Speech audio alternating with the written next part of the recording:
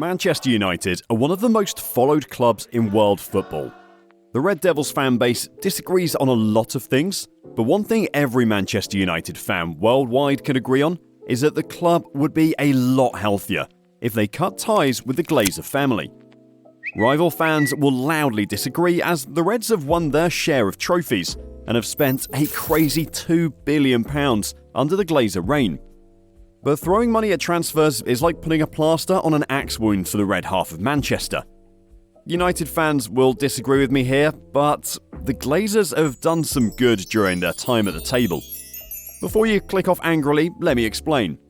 If you offered any team in the world 15 pieces of silverware in 10 years, they would bite your hand off. Ferguson's most successful period as manager came under Glazer oversight. In the 7 seasons from the 2006-7 season to his retirement in 2013, United won the league 5 times, and another 2 times they lost by a point. And then, to a certain last-minute goal. Add in a Champions League and 2 UEFA Champions League finals, and you have a very successful period for any club. I can hear United fans from the other side of the screen screaming, but how much more could have been achieved without over £700 million of the club's earnings being used to service the debt racked up by the Glazers? To which I say we'll give you a deep dive into that shortly, but there is no doubting Sir Alex was able to navigate his way through these seasons while giving every Man United fan something to smile about all the way. Whether this is just a credit to how good Sir Alex was, or a brilliant owner-manager partnership, we'll leave this up to you. Now, that debt that we touched on. The debt started from day one, which is where they lost the fans. Any usual purchase of a football club comes with a significant transfer of money from a rich person or group of people. The Glazers' approach to buying United was unorthodox and definitely ruffled a few feathers. They could not afford to buy the Premier League powerhouse outright, so they used loans.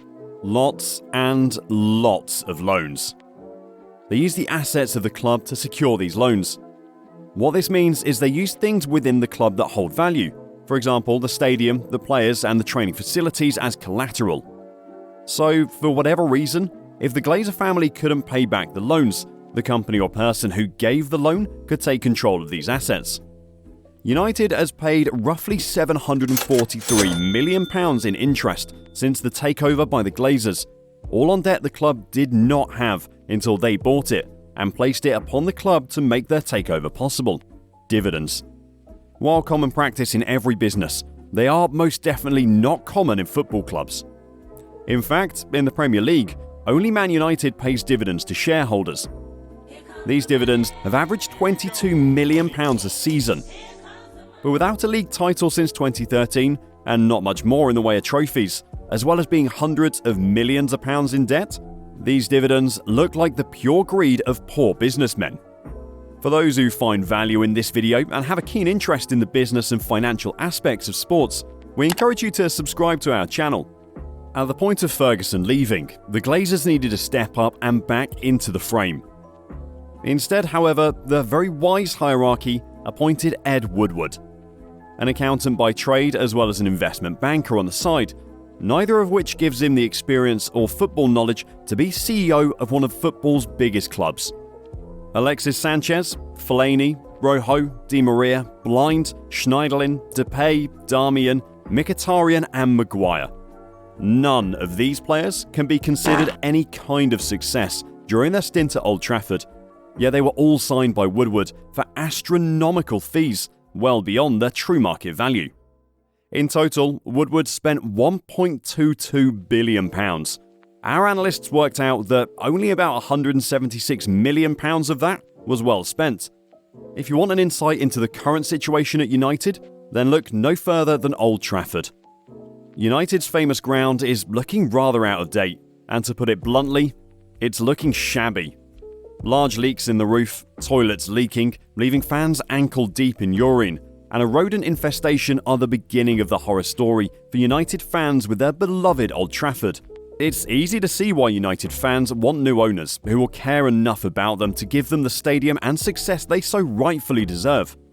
At the end of the day, it's all relative. Manchester United is one of the biggest brands and football clubs in the world, and they deserve to be run and treated as such. Unfortunately, all 6 Glazer siblings have to agree to any proposed deal. With greed being their biggest motivator, I can see this being a real sticking point for any deal to get across the line. We sure hope the Glazers hand the club over to an owner who cares. With rumours circulating, why not watch our video on just how rich their proposed new owner really is, and what that will mean for Manchester United moving forward. Remember to subscribe to never miss a video. Bye for now.